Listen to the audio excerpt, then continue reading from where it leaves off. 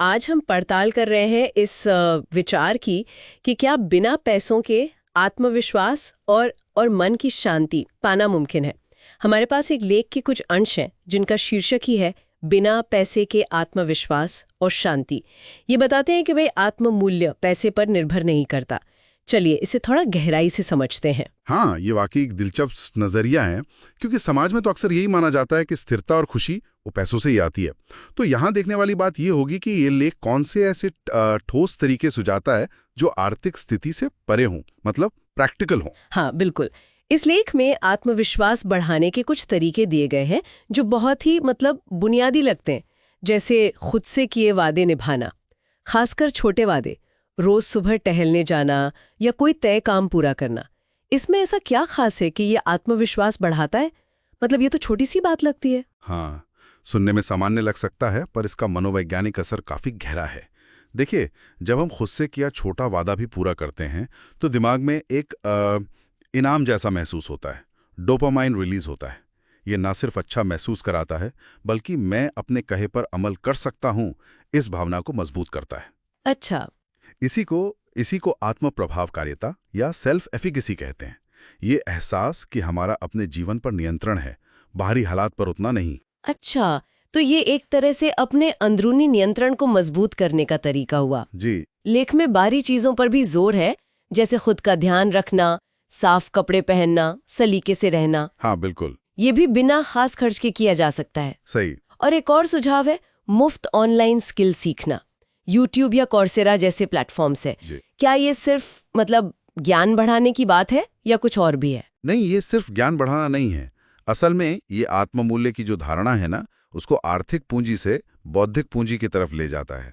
जब कोई व्यक्ति समय लगाकर कोई नया हुनर सीखता है, चाहे वो कोई भाषा हो, कोडिंग हो या कोई आर्ट फॉर्म हो, तो वो अपनी कीमत बढ़ा रहा होता है बिना पैसे खर्च किए। ये एहसास दिलाता है कि हम लगातार बेहतर बन सकते हैं, हम विकसित हो रहे हैं। और इसी से जुड़ा है सकारात्मक आत्मचर्चा का विचार।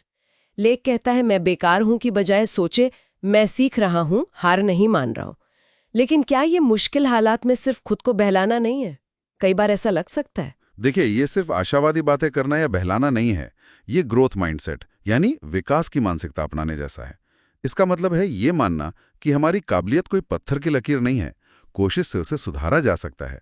ये मुश्किल हालात को एक चुनौती की तरह देखने में मदद करता है, न कि अपनी कमी की तरह, एक अवसर की तरह। हाँ सही।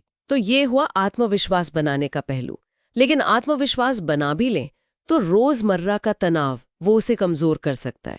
लेख में तनाव कम करने के भी कुछ तरीके हैं, जैसे प्रकृति में टहलना या सांस लेने का व्यायाम। खासकर वो 4-4-4-4 तकनीक, ये कैसे काम करते हैं, इनका क्या असर होता है? हाँ, ये बहुत कारगर है।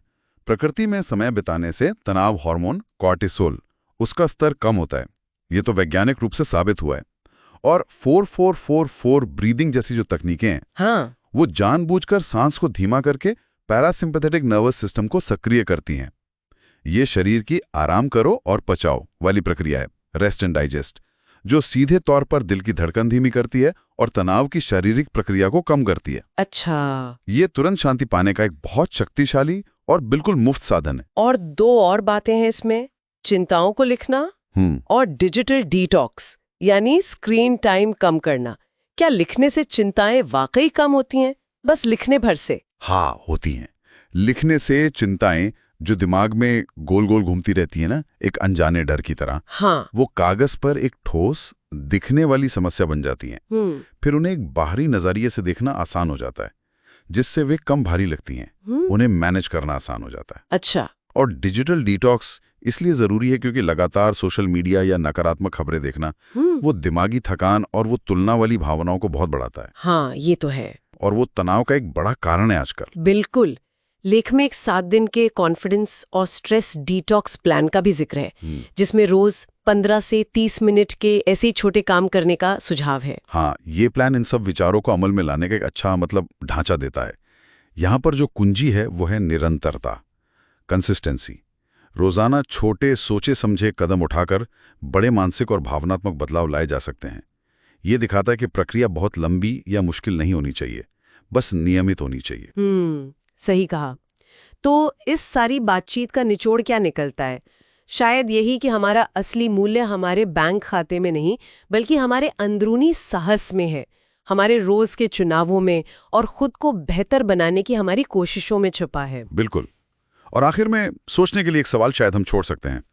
क्या हम अक्सर बाहरी दौलत मतलब पैसों के पीछे भागते हुए उस अंदरूनी दौलत, आत्मविश्वास और मन की शांति को नजरअंदाज कर देते हैं, जो शायद कहीं ज्यादा टिकाऊ और ज्यादा कीमती है? इस पर गौर किया जा सकता है।